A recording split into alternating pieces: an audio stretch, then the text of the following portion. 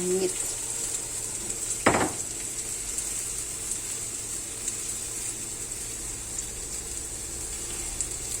And then, ihahalo lang natin sa nating ingredients. Ayan.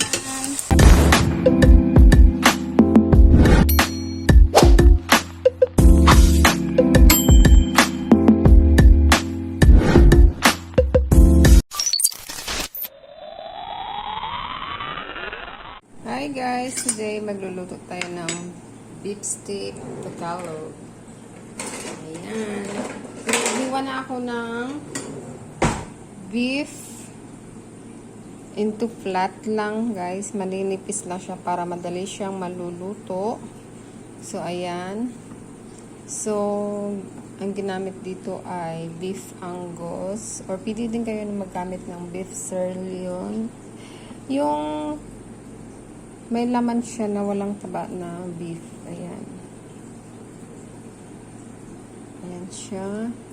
So, lalagyan na natin to ng ingredients. First step, lalagyan natin ng lemon na kalahati. Ayan. So, mahirap siyang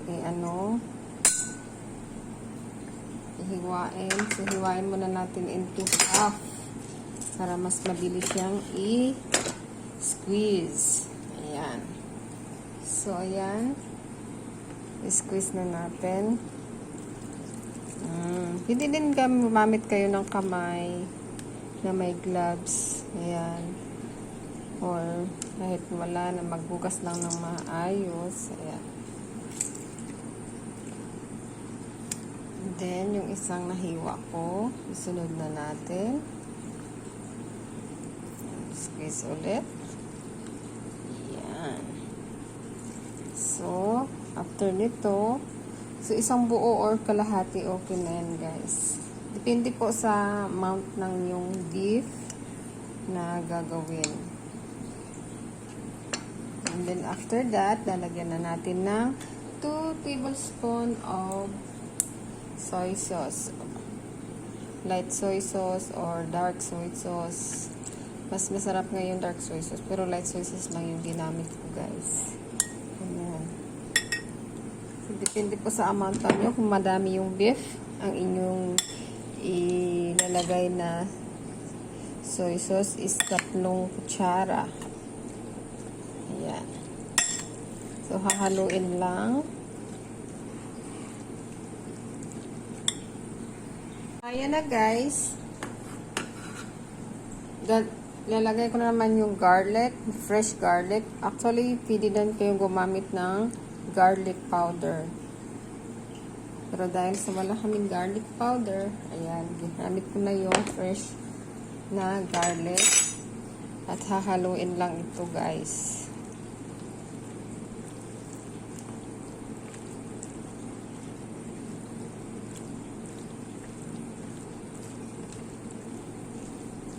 Ayan.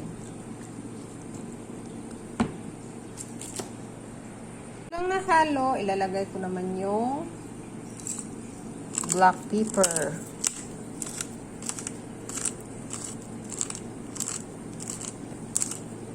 Ayan.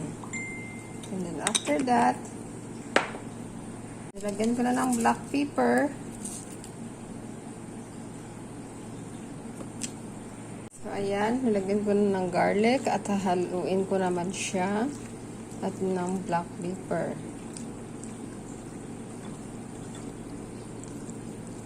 So, after nito guys, isi-set aside ko na siya. Hanggat sa mga 1 hour na mag-marinate siya. Okay? So, let's wait for 1 hour. Guys, nag-fry ako ng onions para mamaya sa ating beef steak. Ayan. Tatanggalin na ito kasi medyo okay na. Hindi, isunog naman natin yung medyo na golden brown na siya. Ayan.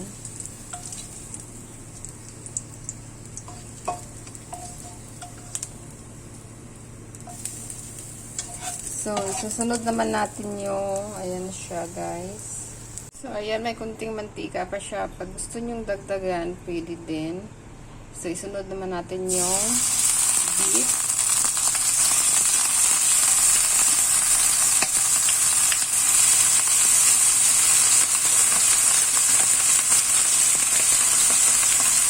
Ayan, i-continue fries. Na-fry na natin muna yung beef.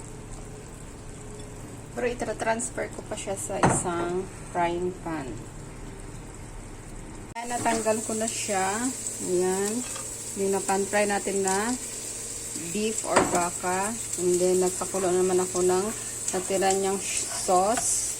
Ayan. And then, nag-ano ulit ako ng ating onions. Nag-fried ulit para mamaya pang dito sa top.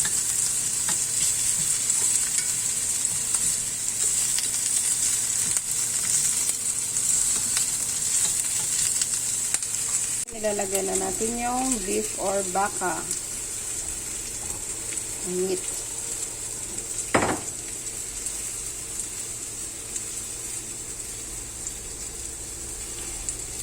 And then, ihahalo lang natin.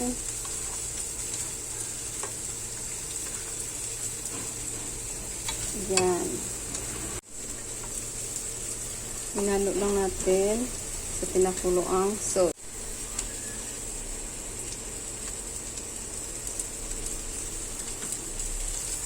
Balikan naman natin yung onion.